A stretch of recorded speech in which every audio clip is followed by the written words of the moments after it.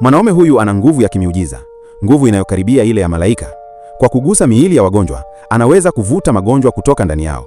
Hata muda mfupi baada ya maisha kufifia, anaweza kuwarudisha watu kutoka kwa wafu. Hata hivyo, kila mtu anamuita muuaji. Yote yalianza siku chache zilizopita. Wasichana wawili wadogo walikuwa wamelala chini bila kupumua. Mwanaume huyo aliwabeba mikononi mwake, akijaribu kwa nguvu zake zote kutumia uwezo wake wa uponyaji kuwaokoa, lakini tayari ilikuwa imechelewa. Hakuna aliyekuwa tayari kumsikiliza. Wao waliona tu damu mikononi mwake na sura yake ya ajabu, hivyo wakaamini kwa dhati kuwa alikuwa shetani. Alihukumiwa kifo na kufungwa gerezani. Kilichomuumiza zaidi ni kwamba ndani ya gereza hilo baridi alikutana na muuaji halisi, lakini aliyefungwa kwenye kiti cha umeme hakuwa yeye.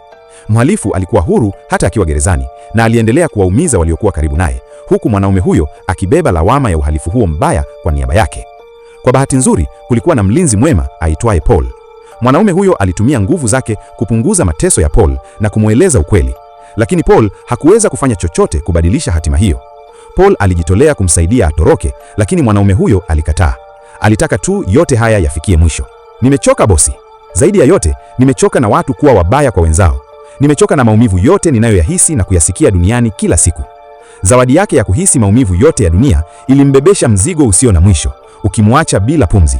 Kabla ya dakika zake za mwisho, alikuwa na ombi moja dogo tu. Alitaka kutazama filamu.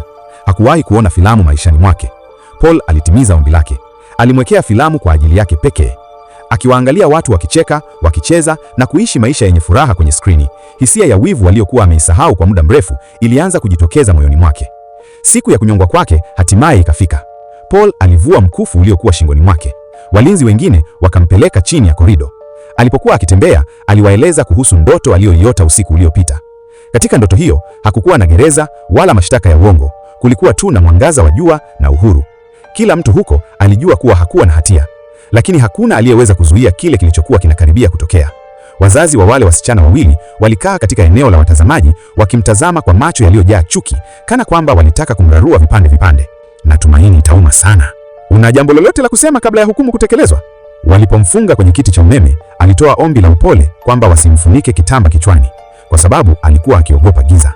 Tafadhali bosi, naogopa giza.